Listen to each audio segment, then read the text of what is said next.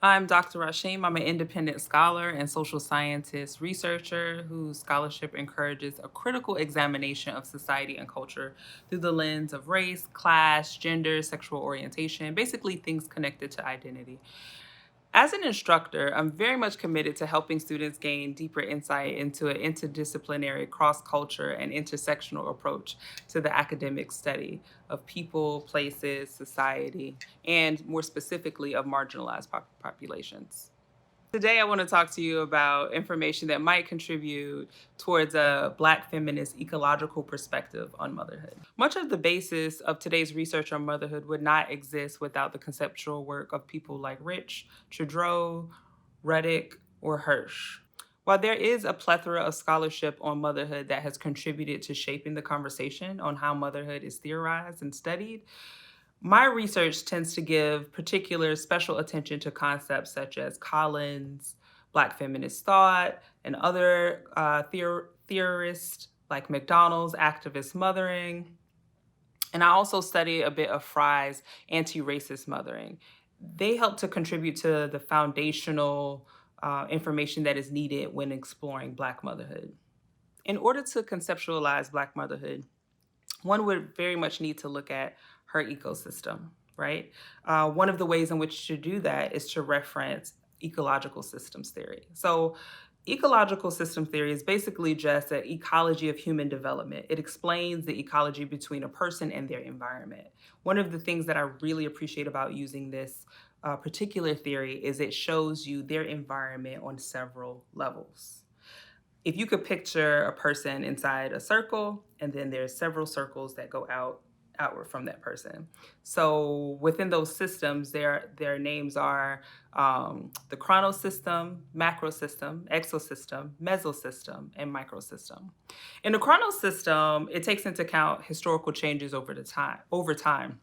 So it also gives an analysis of how those changes might impact the individual at the center of that circle. So if you're looking at a Black mother in a circle, she is at the very center, and the chronal system is on the very outside layer. So if you're looking at a Black mother, for example, the chronal system that would be impacting her, or the history that would be impacting her, is things like slavery, access to healthcare, access to education. All of those things then impact this person at the center of this circle. The next level within the ecological system theory is a macro system. So this is described as the system wherein culture, ideologies, implicit concepts, they're carried in the minds of society. So how this particular person at the center of that circle is viewed. So things like concept of how that person is pictured, how they're viewed, how they're understood. So you have this historical context.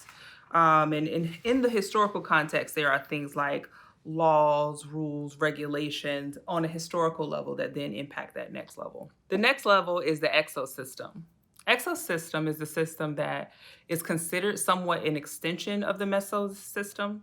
The exosystem is most concerned with society, government, mass media. So, for example, in that particular context, those things that would impact a Black woman or a Black mother is government policies, whether they are welfare policies, policies that determine child care access, views of that mother in the media. So already we still have three levels, and we haven't gotten quite to the person in the center, right? You have this historical context, you have this social construct of the view of this particular person, and then you have exosystem.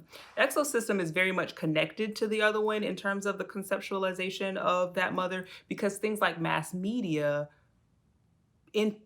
inform how we view, right? They give us our conceptualization of mothers. So, for example, in the 1980s, where you have this concept of the welfare queen, is something that was introduced by the president at that time, Reagan, this concept of the welfare queen. So then you have these cutout images of the welfare queen, and it is this Black woman who has Cadillacs and all of this, all of this money. So that then influences the next level. The next level down for that, you have the Meso System. So Meso System describes individuals interrelation at a particular point in time of their life. So in my research, how I use the Meso System is that particular point that I look at is motherhood.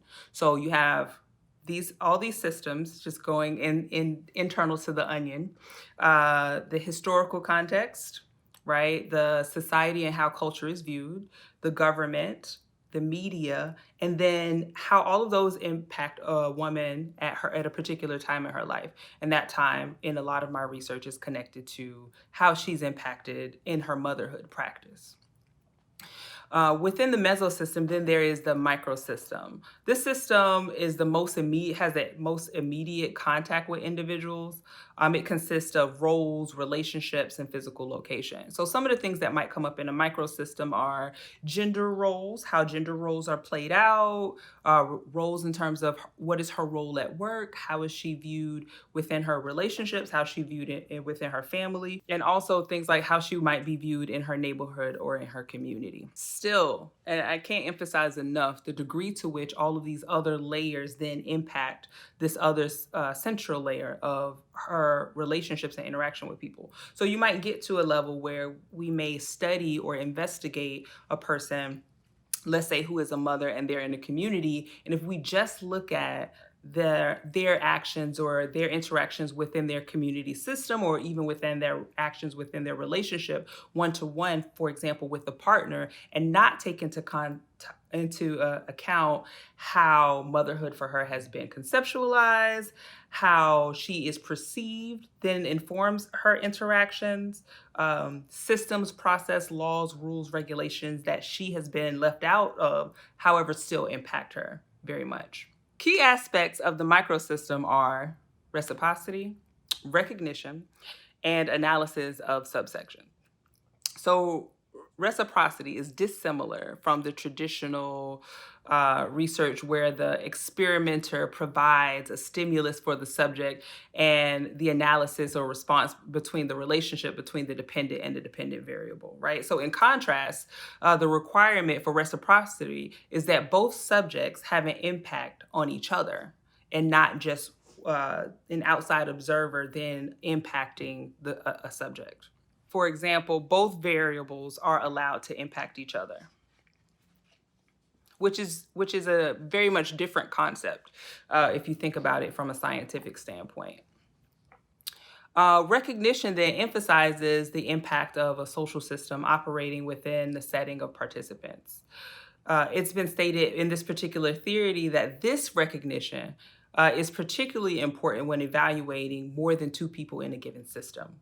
So it's very important in my research that I use that particular aspect when evaluating the mother-daughter dyad, for example, not just evaluating the impact of the mother on the child, which is often done in research. Mothers are then critiqued by different aspects of their child's success, but it's very important to evaluate both in a reciprocal way.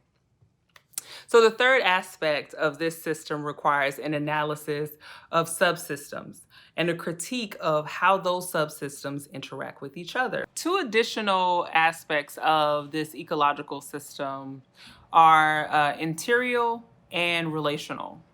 In the application of an interior system to the ecological systems theory, it was enhanced in a lot of my work by the use of Collins' Black feminist thought, which highlights an interior system referred to as interior in this particular context. In this subsystem, an individual takes meaning of their own lived experiences and decides how to respond to their external systems, right? So put more simply, you have, again, earlier how it was explained. So you have this bigger overview of here's the historical context. Within the historical context, here's society.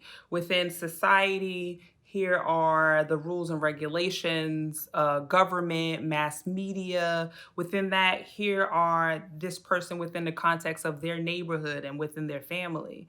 The thing that the application of Black feminist thought adds to this is the recognition that the person is not just does not lack agency.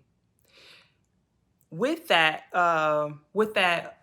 understanding that Black women within these ecological systems having agency, they have their own in what things that are going on interiorly, right? So their decision in terms of how they respond to these external layers, they are not just simply being acted upon, but they are also deciding what aspects of these other systems to buy into, which ones they resist, which ones they adopt, which ones they internalize. And that informs largely the process of how they move and how they navigate, what values they adopt, what values they reject, and that sort of thing.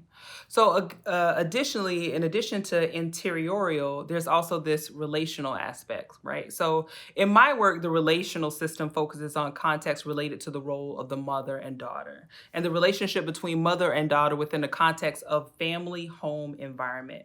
So in concepts from Black feminist thought, she used a few key tenets as an exploration of Black motherhood. And I use those in the Black mother-daughter relationships. So further, Black feminist thought allows racialized, gendered exploration of African American motherhood. And finally, Black feminist thought offers concepts that social workers can use in their research policy and practice with African American mothers.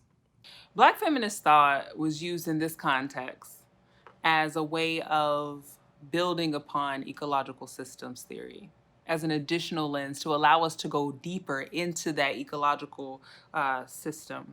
So we started off, we were talking about, again, of course, this ecological system that starts looking at historical context of things like slavery, access, opportunity. Then we're also looking at society. How does society and the media and the government view this particular being or this particular person?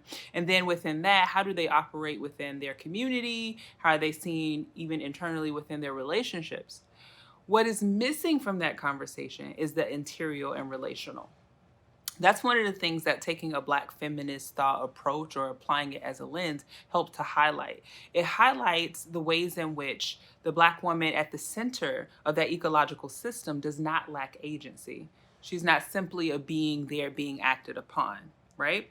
So when we look at her in terms of researchers and we're studying Black women, one of the things that we have to take into consideration are not just all of these systems and how they're being enacted upon her, but her internal thoughts process, her internal processing, and how she's then interacting with each one of those layers, right? And some of that interaction looks like what aspects of culture, of dominant culture, is she choosing to accept? What aspects is she resisting? What aspects of images of her in the media that she's accepting? What aspects is she resisting? And how those kind of interplay in terms of like how she moves about the world, how she interacts with people, how she engages at work, how she engages in schools. In Melissa Perry's work, her most recent book, Sister Citizen, she has a chapter called The Cricket Room. In The Cricket Room, she's referencing a study. And in this study, what happens is they took folks and they put them in a cricket room, and the chair is also cricket along with this room. And they tell people to position themselves upright in this space, right? So you have some people, they go into this room and they align themselves with the cricketness of the room. Some people, they're onto it. They know something is up. So what they decide to do is they go to the further extreme and they're like, I'm not going to be cricket in this room. Very few people were able to align themselves upright in this space. In this particular context, Black women operate in that same context, right? So they're in this society, they're in this structure, they know something is up. So they either choose to adopt and accept that the room is cricket and be in alignment with the cricketness of the room and go along with that. Or sometimes they know something is up, and what they decide that they're going to do is they're going to push back on these concepts, beliefs, or images of them, right? So if there is this concept in one of those other systems that we talked about earlier of Black women as angry Black women all the time, example of her resisting the crookedness of the room is being hyper nice, right? Walking on eggshells and kind of being performative in a particular way. This is her interiorial response to these other ecological systems, right?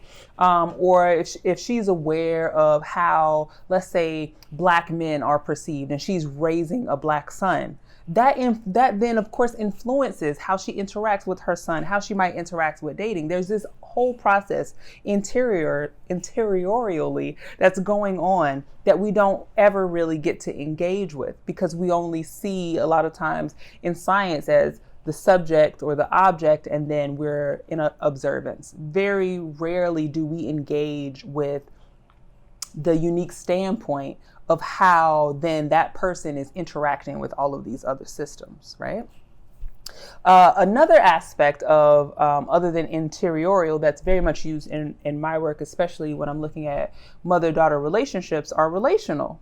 So in the relational systems, it focuses on context related to the role of mother. In my work, focus on mother-daughter relationships and basically how that relationship plays out given all of these other systems. So what that ends up looking like is, what are my lived experiences? What is it that I know about the world that then I am going to relay and educate and shape and in some ways train and prepare my daughter for? All of those systems, again, interact and show up in that relationship, in that dyad. One of the super key elements, of one of the reasons why it was so important to add a Black feminist thought aspect to this ecological system, is it completely ignored that aspect. In some ways ignored that relationship, and it can ignore that relationship and also ignore that Black woman has her own sense of agency around how she engages with those external systems. So key points about Black feminist thought is it engages and encourages self-evaluation. It encourages you to evaluate how that person themselves engage with family, how they then engage with community, then also overlapping systems of oppression. Some really, really, really key points to understand, to get to notice if a person decides to explore, study, research Black women, Black mothers. Collins gives us sort of a roadmap. She provides us with 5 key elements of Black motherhood in the U.S. And if you don't have a pen and you are interested in this, I would strongly encourage you to grab a pen and a sheet of paper so that you can write this down. The first key element is Black motherhood as defined by Black mothers. Self-definition as it relates to Black women is very, very important. Secondly, the interlocking nature of oppression, or intersectionality, a term coined by Kimberly Crenshaw. Third, women-centered networks, or other mothering, as some folks call it. Fourth, motherhood as a symbol of power, and that shows up in ways of activist mothering. And then fifth, last but definitely not least, are mothers, daughters, and the socialization for survival. What socialization for survival is, what are the things that I am passing on, that I am teaching, that I am training? What are the ways in which that mother is then preparing that daughter for Black womanhood? For the conceptual framework of my work on African American mothers, this was designed with the aforementioned elements as a theoretical guide. So one of the reasons also that this is particularly important is that despite the availability of theories, frameworks, and paradigms developed by scholars that are very, very well versed in the cultural norms and socio-political dynamics inherent in African American standpoint, African American mothers continue to be analyzed using a very Eurocentric framework. So I would encourage you, even if you have your very favorite theory that you feel like works perfectly in almost all circumstances, if you're engaging with a particular population, consider a non-Eurocentric framework and apply that similar to the way that I did with the ecological system framework and the Black feminist lens framework to create something new, original, and unique that fits your population.